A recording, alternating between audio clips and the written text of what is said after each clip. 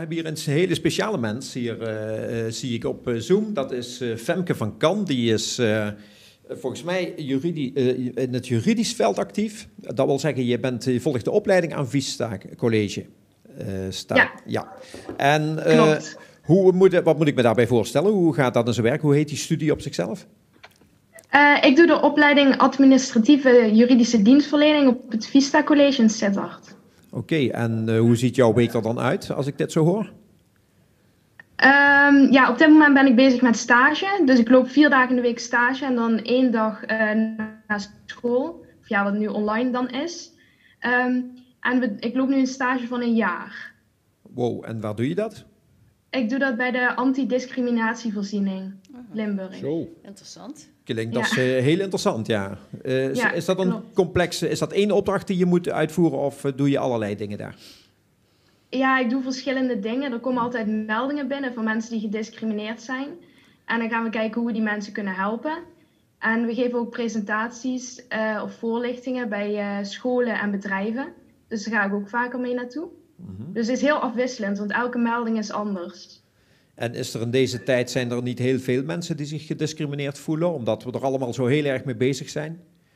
Ja, we hebben wel echt meer meldingen gekregen door het coronavirus. Mm-hmm. Veel mensen van Aziatische afkomst die zich gediscrimineerd voelden. Oh, ja. Omdat ze uitgescholden worden, bespuugd, dat soort dingen. Maar ook mensen die bijvoorbeeld normaal gewend zijn om met contant geld te betalen. Mm-hmm. Vanwege privéomstandigheden. En dat bepaalde winkels nu alleen maar PIN accepteren. Dus ja, daar kunnen zij dan niet naartoe. Ja, dat is ook een vorm van discriminatie eigenlijk. Ja. En nu is Black Lives Matter is een golf over de hele aardbol. Dus ook die mensen zullen zich misschien melden als ze zich gediscrimineerd voelen. Ja, klopt. Ja. Nou, het lijkt me wel een lekker ingewikkelde klus. Maar wel ook een soort psychologie eigenlijk, hè, wat jij moet doen. Ja, van de ene kant wel, ja. Probeer te begrijpen wat er in de mensen omgaat en hoe je ze kunt helpen. Want hoe kun je ze dan helpen? Dat ligt helemaal aan de melding. Iedere melding is anders. En bij de ene melding ga je contact opnemen met het bedrijf bijvoorbeeld waar het is gebeurd. En ja, het is gewoon heel afwisselend. Dus je hebt niet één specifieke manier hoe je de melding kan behandelen, zeg maar. Oké. Ja, dus dit kon jij 1 jaar geleden ook niet verzinnen, dat je nu dit zou doen. Dus, nee. Het is tamelijk verrassende klus die je daar hebt. Maar ik vind het wel heel mooi werk. Maar waar ik dan wel nieuwsgierig naar ben, als je 4 dagen in de week stage loopt, wat gebeurde er dan toen we de lockdown kregen?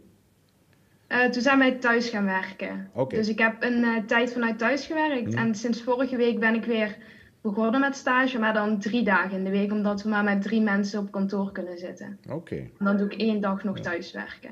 Okay. Als jij nou naar je collega-studenten of zij die nog gaan studeren een tip kunt geven, wat zou dat zijn? Sorry? Of jij een tip hebt voor jouw medestudenten. Nu jij de ervaring hebt van hoe zo'n stage dan loopt, heb jij misschien voor hun een aanbeveling van jongens, let op, als je zoiets gaat doen als wat ik nou doe, let dan hier of daarop. Je moet je gewoon inleven in andere mensen. Dus je moet je heel erg kunnen inleven. Dus ja, dat vooral eigenlijk. Ja. Dus toch een beetje de psychologische kant. Ja, eigenlijk wel. Dat is de levensles. Ik kan me dat heel erg voorstellen, zeker in jouw vak. Dat is toch wel heel goed luisteren ook naar waar iemand mee binnenkomt. Want het kan ook een heel verwacht verhaal zijn, waarbij enkele feiten heel belangrijk zijn, maar een hele hoop emotie er eerst af moet, voordat je zo iemand echt kunt gaan helpen. Klopt. En vind je dat moeilijk om jouw eigen emotie naar buiten te houden? Nee, het ligt er aan de melding, maar over het algemeen niet kan ik me daar heel goed buiten houden, zeg maar, qua emotie. Ja. Goed zo. Het is niet dat je 's nachts wakker ligt van de verwerking van de verhalen, gelukkig niet. Nee. Gelukkig. Dan ben je toch onze positieve uitswinger van deze uitzending, want daar hadden we wel even behoefte aan. We gingen door het dal van de crisis waarbij mensen bij de kredietbank terecht moeten komen omdat ze het niet meer redden. Maar je hebt ons wel weer eventjes ten positieve gekeerd. Had jij ook wel eens van positieve gezondheid gehoord? Nee. Eerlijk gezegd nog niet. Oké, dus jij gaat ook naar limburgpositiefgezond.nl eens even een testje doen misschien. Dat zou heel grappig zijn. Heb jij nog een testje wat wij kunnen doen, dat je zegt, dat heb ik ook eens een keer gedaan. Dat is superleuk, dat moet je doen. Daar leer je veel over jezelf. Ik heb nog nooit eerder zo'n soort test gedaan. Oké. Dan zijn we heel benieuwd wat er voor jou daaruit gaat komen. We willen dat ook heel graag van je horen. En misschien wil je dat wel samenvatten en naar onze website toesturen. Ja. Dat is limburgwerkt.nu. Ja, ik moet altijd goed op mijn woorden letten hier.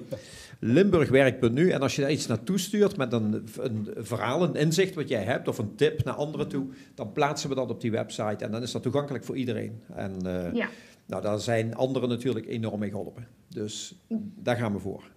Ja, dat is goed. Super fijn. Nou, dan zou ik zeggen, Femke, zorg dat je nog een hele leuke middag hebt. Blijf gezond. Blijf gezond. Blijf gezond, ja, dat vooral. En we hopen snel weer van je te horen. Maar superleuk dat je er was. Okay. Dankjewel. Doeg. Dank je. Ja, tot ziens hoor. Hoi hoi. Hoi.